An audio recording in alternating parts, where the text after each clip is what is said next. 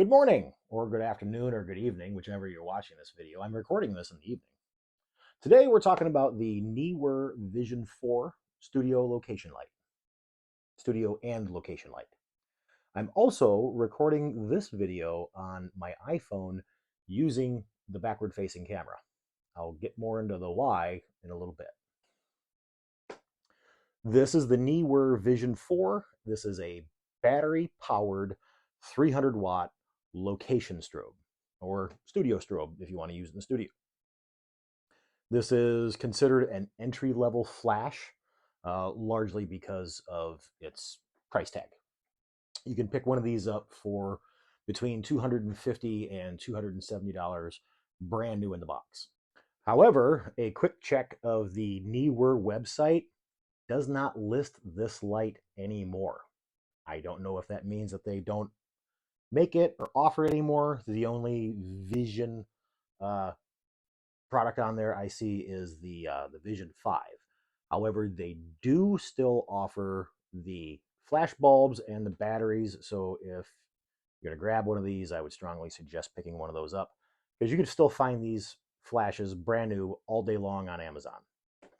The nearest comparable competitor or comparable product to this, I think, would be the Godox 8300. And those are running around $450. And that brings me to why I'm shooting this on my iPhone. Unless you're a video technical nerd, you probably wouldn't have never known I was shooting this on an iPhone if I didn't tell you. Same thing with photographs made with the Neewer Vision 4 or any other flash. Light is light. It doesn't matter what the source is. Light is light.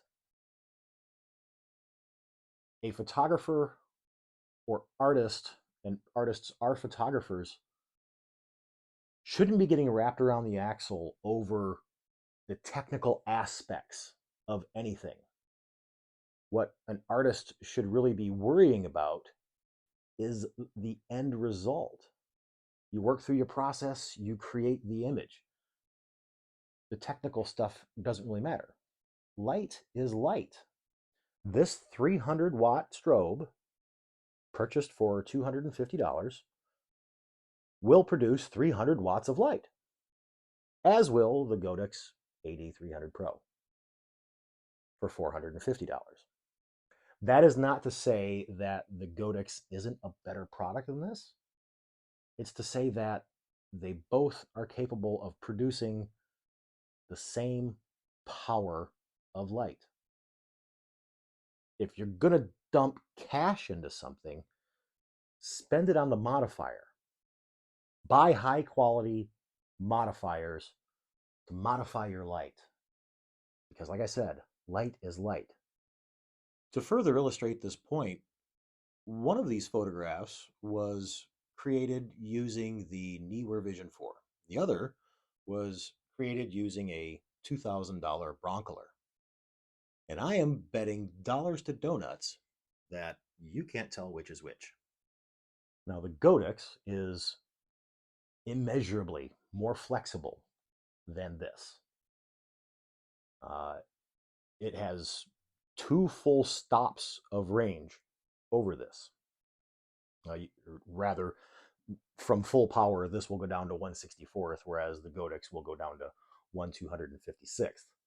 And you can change the power of the Godox in 1/3 stop increments, whereas this one is full stop increments. However, if you need more or less power, then if I turn this all the way down to 1/64th and it's still too powerful, all I have to do is move it further away and the power falls off. That's how light works.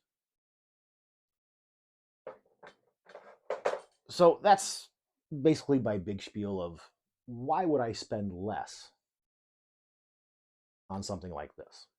because it's still going to produce the same amount of light. Now, my mantra is always buy quality and you only have to cry once, but this is still going to get the job done in 90% of instances. Most photographers will use this to its fullest capability and no further. They don't need to spend all of their money on the higher end products because this will do the job. That is not to say that there aren't people who need something that is more robust, because this can't take a beating. This absolutely cannot take a beating. You are not going to find this light on a professional commercial photography studio set. You're just not. These things, they just won't last. But for the average photographer, or even the above average photographer, this is plenty. It's especially plenty for the beginning photographer who's learning how to use strobes. When you first pull this out of the box, there is a plastic cover over the modeling lamp and the strobe. There's a sticker right on it that says, "Remove packing from lamp housing before use." Don't think of this as packing. Don't pull this off and throw it away. Keep this thing, because this is going to protect the modeling lamp and the flash. To remove it, you just pull this lever back, give it a twist, and off she comes. And it uses a Bowen style mount. You can put any Bowen style modifier on this thing. It comes with this little bell housing here. And I, for the longest time, kept calling these things panties because they just slip over the end. They just, it's literally just elastic and it slips over the end. I come to find out they call these socks. But anyway, they're not panties. But, there's 3 knobs on there. That's the Bowen's mount. You just line up those holes, give it a short twist, and she's locked on there. So this will protect it some, but when you're done with the light and you put it away, put this plastic cover back on, because this is open on the end. Even if you have the sock on there, things can get in there. Things can bang into that light. The other thing is, you don't ever want to touch the strobe with your hands. The oils from your hands, any strobe, not just these, but the oils from your hand will cause these strobes to burn out. But anyway, any Bowen's style light modifier. Neewer also has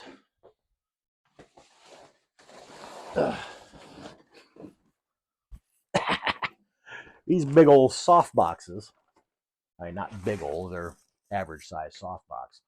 These things are an incredible pain in the ass to put together. So once I have these together, they stay together. I have these little covers on the end. They're just Velcroed in there. I'll pull this off and I'll stack these soft boxes together for storage. But I never take these apart. I have other soft boxes that are a lot easier to assemble, and I'll take those apart and I'll pack them back in those boxes. But those bastards stay put together once they're together. Alrighty, let's get into the meat and potatoes of basic operation. Power button's on the bottom. Your mode button is right over here. Switching from your multi-flash, manual. So you got 3 different modes in here. I typically use the manual. Power button over here. She only runs down to 1/64th power, which for a 300 watt strobe is running about 3 watts? 1.5? 1.5 watts. Test button, blah, blah, blah. If you don't want to hear the beep, you just push that button right there. The modeling lamp only stays on for 60 seconds. That's kind of a pain in the ass, because I like to have the modeling light on to see how the light is going to land. The other annoying thing about this is that the modeling light is not adjustable. It's either on or it's off, and that's it. But she does stay on after a flash because it's an entirely separate bulb. Um, Another annoying thing about this light is that you have to be looking straight on the back of the strobe to be able to see any of these numbers. If you're looking at it from the side, if you've got the light mounted up high and turned down like this is right here, you have to pull the light all the way down to be able to read what's on the back of the strobe. So it's good to just have that in your head. See, there you go. It only stays on for a minute. The Vision 4 has an internal radio receiver, but you still have the sync jack over here if you wanted to use an external slave. I don't know why you would. Pairs nicely with the VC816TX radio transmitter, which actually comes. Oh no, this one it comes with a transmitter, but not this one. This one I purchased separate. And you just well, it helps if you turn it on. See, works as designed. You can do multiple flashes with the Vision 4. However, a high-speed sync is not a thing. To adjust the head, you have this little knob here, and it's not smooth, it's geared. Once you've got it, righty tighty, lefty loosey. Yeah, she's tight on there now. It's geared. So you hear that little clicking in there, kind of annoying. It's not smooth, but whatever, it works. This knob, when it's tight, can sometimes be a pain in the backside to loosen up. This knob right here that tightens it onto your tripod, this can be removed, allowing you to use the strobe handheld if you're on location and you have an assistant that can put the light precisely where you want it. Battery, there's two of these or one of these on either side. She just lifts right out, and each unit comes with its own charger. Takes about, from completely dead, takes about 3 hours to get a full charge on these. When you're done with these, make sure, absolutely sure, that you turn it off, because it doesn't have any sort of power save mode where it just shuts itself off after it hasn't been used. And then you'll come back and find your batteries are dead. I know I said earlier to not get wrapped around the axle or the technical aspects of things. So this is just a very minor niggle for me, because color temperature is something I'm going to adjust pretty much right off the bat. These two pictures were taken maybe 15 seconds apart. There was no change in the light status. There was no change in the light position. Everything was the same, but there is a very obvious shift in the color temperature between these two photographs. Again, for me, it's just something to be aware of. For you, it might be a deal breaker. So pretty much there you have it. If an entry-level set of strobes for a reasonable price is going to suit your needs, Vision 4 might be for you. If you need something with greater flexibility and better build construction, durability, spend $2,000 on that Broncolor. But I'm lighting this video using the modeling light right now. Everything is working as designed. No complaints whatsoever.